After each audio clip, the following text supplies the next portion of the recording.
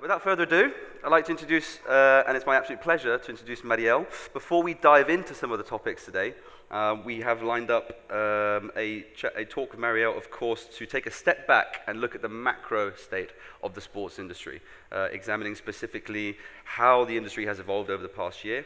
So I'm pleased to introduce Marielle from the Johan Cruyff Institute to talk you through that today. Warm round of applause.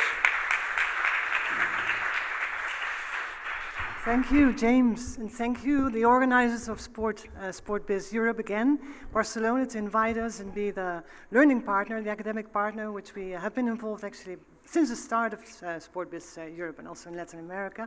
So we're very pleased to be here again, and I'm personally also very pleased to be here in order to give you a global overview of the sports industry.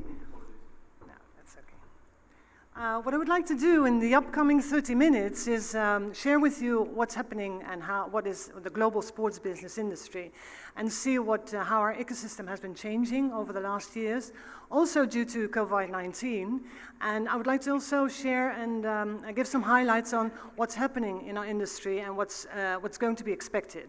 So let's first have a look at where we stand as a business. The global sports business, as you can see here, well, now finally represents 450 billion euro worldwide. And you can see here also the distribution of where the revenues are being generated. Mainly, the majority still in EMEA, so Europe and Middle East and African countries, followed by the USA, 30%.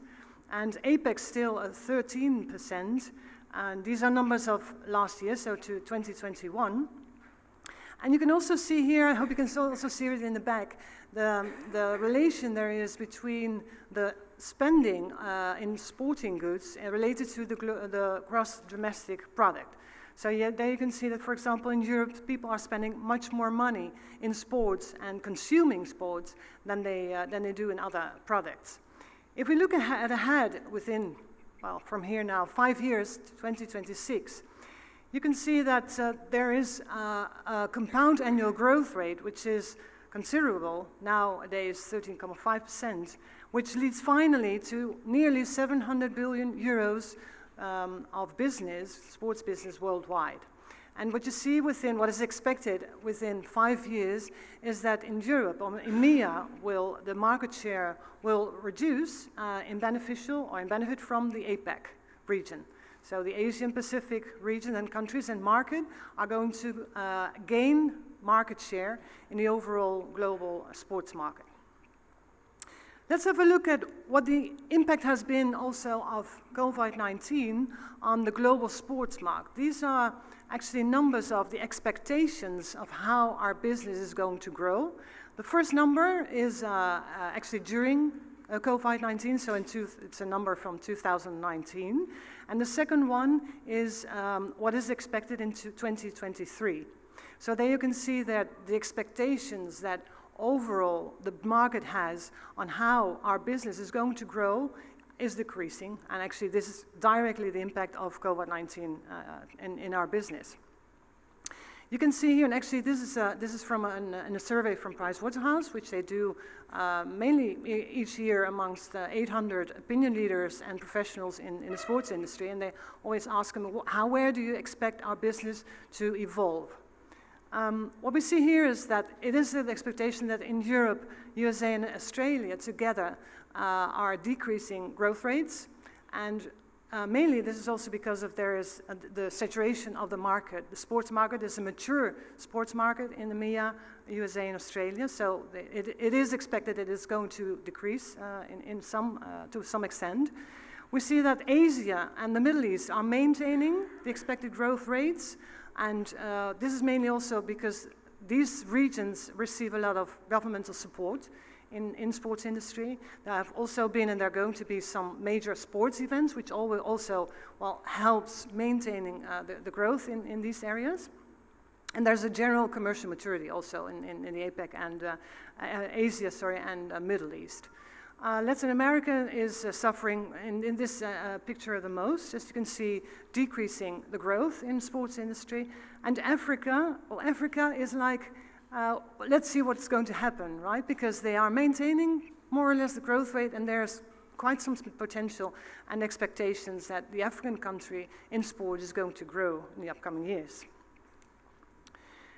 Now specifically, let's have a look at sports events, because if there's one sector of our industry which has suffered from COVID, obviously it's sports events. And still sports events represent a very big part in our overall industry. What you can see here is the different areas, and the EMEA, USA, APAC, and Latin, what kind of sports are also dominant in these regions. And you can see, well, of course, Europe and also Latin American country, football is still king.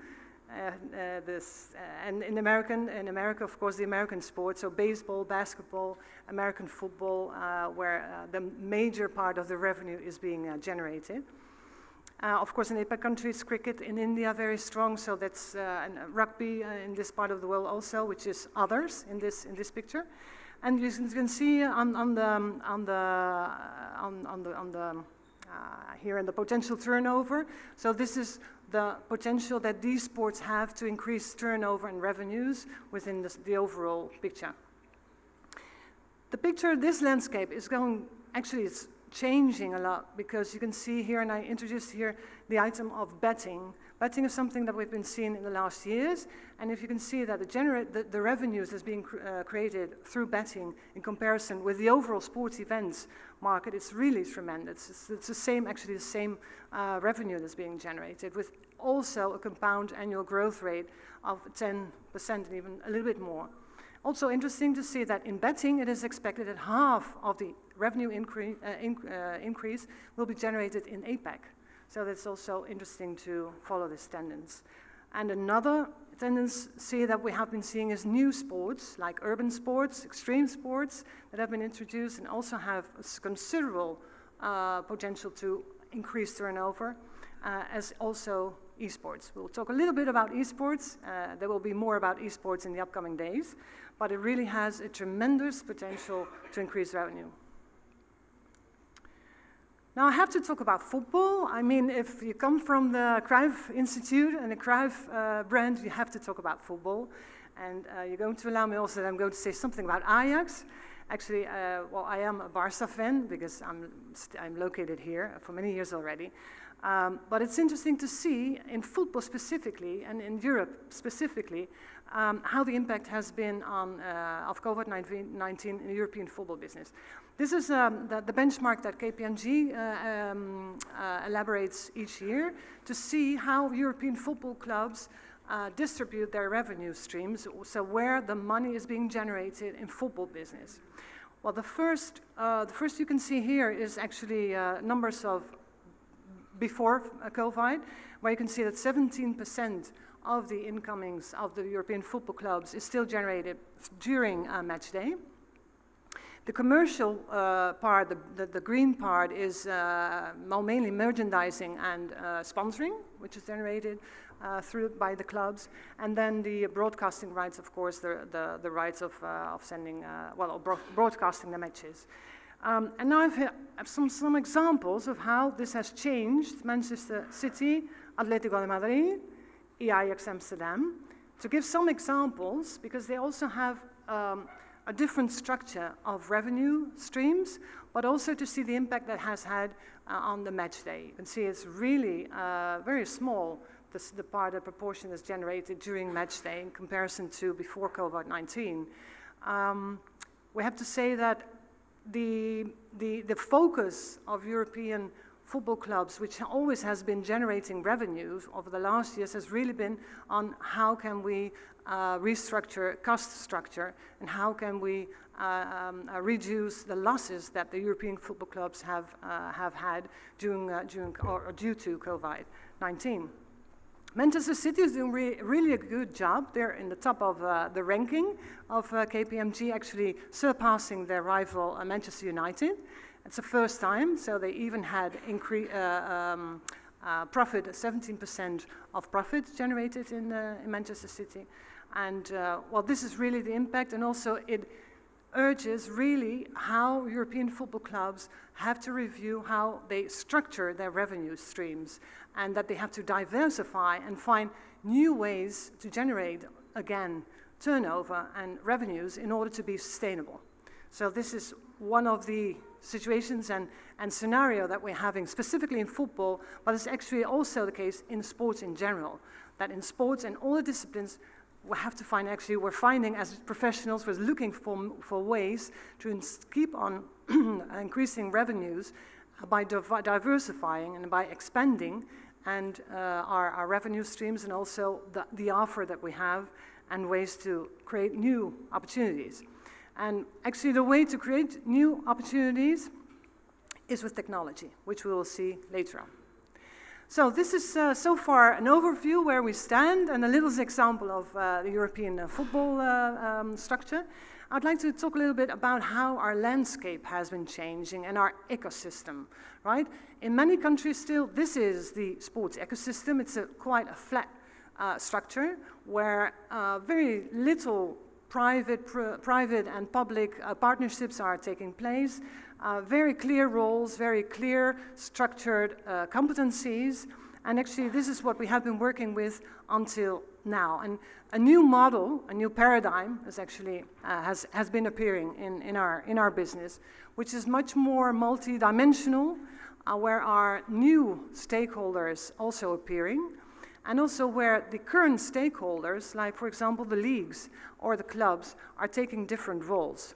We've been seeing that, for example, the football clubs, but also the leagues are not only creating their own content, but also distributing their own content. Right owners now also really reaching out directly to the fans. And this was, in the past, nearly ever the case. What we see here is that, and due to and thanks to technology, these different stakeholders in our ecosystem have taken a completely different interrelation also between each other. The arrows that you can see here are information, but also monetary flows.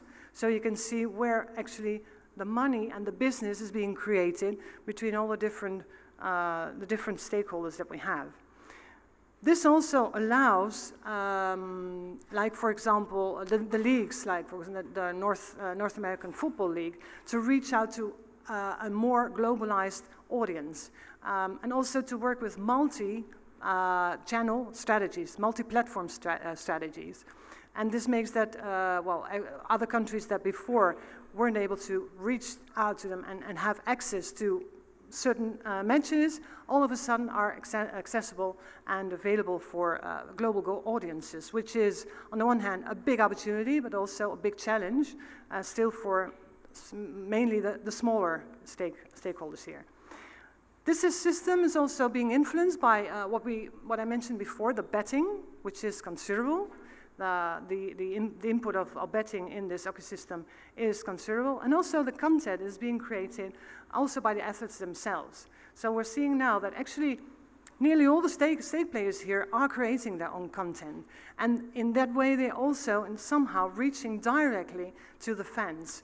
So the fan, and you see a lot of arrows now coming straight to the fans, because direct to fan is actually what's going on in this new paradigm. Fan engagement strategies, which are being enabled by new technologies, is absolutely key in this new paradigm. And for example, the venues, which are here, also in yellow identified, because they have to find really smart strategies to make the experience during a sport event very attractive. And not only during the event, but even for the event, during and after the event. And actually, what I said before, this new paradigm is being enabled, but also it's thanks to disruptive technology. It means that these new stakeholders that have been appearing, actually the barriers to enter our market have been reduced. It means that we are a lot more people interacting with fans and interacting with each other. This is possible because of the technology. But it also is a challenge because as we're going direct to fans, we also see that the fans have changed a lot. They are each and every time younger. They are consuming sports in different devices. And if you now see the younger consumers consume sport, well, it's really amazing, right? I can see my son, he's 23, When I watch a game with him, okay, he has his iPhone, he has his iPad, he's in a community with his friends because they have all comments about the match. He's watching it on the television, but at the same time, that's actually the device which less is used, the traditional television. So he is completely multi-device and also interacting with the community of friends and a virtual community. So the way he experiences a football game is quite different as we were used before. This also means that the attention span of consumers is much smaller. It's a big challenge also for the right owners and the people who create content and distribute content to make it attractive, to really have a fan-rich experience. And the sports tech in general will be able to answer these needs. And actually you can see that it has great potential, everything which is related to fan engagement strategies, but also athlete performance and what's happening during the game in the stadium, where the sports tech is really now taking a very relevant role. And changes the status quo. Constantly change, we constantly have to adapt, we constantly have new segments, new influencers, so we have to be able to answer these needs. If we step just into the detail of what kind of content is most consumed by our consumers, you can see here the structure of the online content, where mainly the most growth is expected is in the short clips of key moments, so the 18% is expected to grow, also because of the smaller attention span of younger consumers. But there's all different kinds of contents which are being created and being offered to the fans. In general, we see that there is more variation, variety in the content that's being created. Also, it's better quality, it's accelerated, and we also are have been seeing the introduction of mixed reality. So combining the real-time experience during a match with virtual reality or augmented reality within the stadiums. So this combination is what we have been seeing, and we will see even more. New influencers and publishers, new segments, as I've mentioned before, and also new ways in order to monetize, and that's the big challenge, how we can monetize all these new innovations. And that is, something that we're going to talk a lot about this the upcoming days. Actually, this is an overview of all the things and all the innovations that we have been seeing. But the key is, how do you do this, right? So this is what we're going to see in the upcoming days. And then, of course, the fan-created content. The fans themselves also create their own content, not only the athletes, the athletes now are taking their own personal branding strategies, for example, and they're really prominent within our ecosystem, but also the fans themselves create their own content, and they share it by socials. So it's very important to take that into account, and also the key question here is, how do we monetize these assets? Just one slide about esports. I have to talk always, I think, about esports, because we saw esports a few years ago like a new tendency, and everybody was like a little bit resistant. Is it really sports? Is it just a thing that is going to pass by? And I think that a few years ago, we already within the business, within industry, we saw that this is a business which is going to stay. And it's going to stay mainly because we're reaching out to global audiences and to very big audiences. It's the next generation, so there's a lot of possibilities to be created here. Important also here, China, Korea, and Japan still representing half of the global esports market. And actually, this year is the first year where the USA is in the first position, mainly also to some regulations of the Chinese government to reduce launching of new video games. So this might change a little bit, but still, it's a very impressive numbers and a lot of opportunities that can be created. I just mentioned here, it's like a summary, but so I'm seeing that I'm running out of time, about the sports tech disruption. And the combination of what's physical and what's virtual and the mixed reality, which actually has been boosted during COVID-19, is here to stay. And when you exercise sports and you do physical exercise, you also have your app there, you have your programs, you can really make a combination, and we see that the same thing is happening actually within how sports is being offered. Monetizing assets, metaverse, I know we're going to talk about this in the upcoming days also. Athlete performance improvement and using technology in sports tech in order to improve the performance of the athletes is prominent also. And of course the new concept of sportainment, where we see that sports is consumed and experienced in a very different way enabled by technology. And then also, as sports is also a reflection of what is happening in society, I think it's also relevant when we talk about our business that actually the social transgression or disruption that's taking place is also very relevant for our sports. We have to take into account, and mainly the brands have to take into account, that people consume brands or products if it's also in line with the triple bottom line. So people, planet, profit. It's not just about having fun and leisure, it's also that sports can increase well-being, sports can also increase quality of life, but it also has a very social role within our humanity actually. The role of women, we're going to talk about that each and every time, more women in sports, not only as athletes, coaches, but also managers, presidents, and governors within the sports industry. And of course, the athletes themselves, which are role models, and which